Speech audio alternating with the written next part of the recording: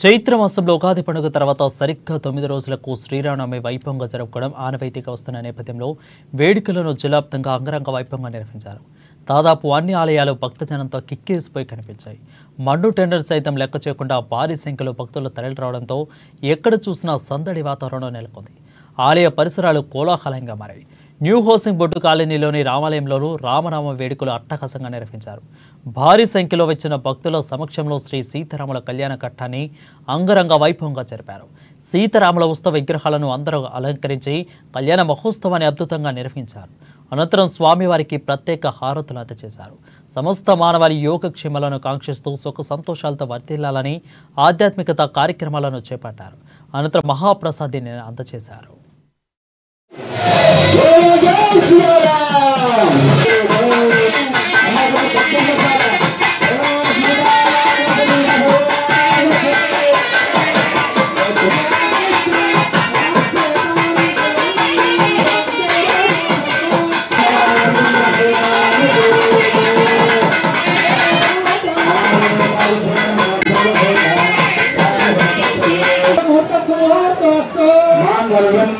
కందునామేన లోక రక్షణ హేతున కంఠే వదనామి శివగే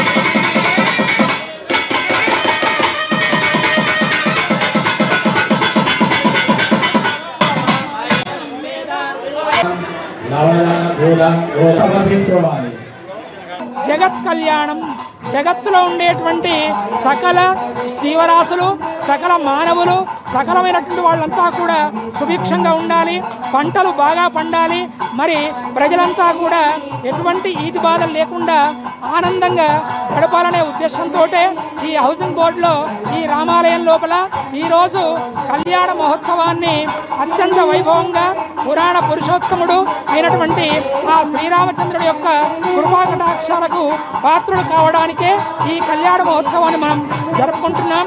మరి మనందరికీ ఆయన యొక్క శుభాశిస్సులు అందిస్తూ ఈ క్రోధినామ సంవత్సరం, దాని పేరు క్రోధి అంటే కోపాలు తొందరగా వస్తాయట. మరి ఎవరైతే ఆ పరమాత్ముడిని సేవిస్తారో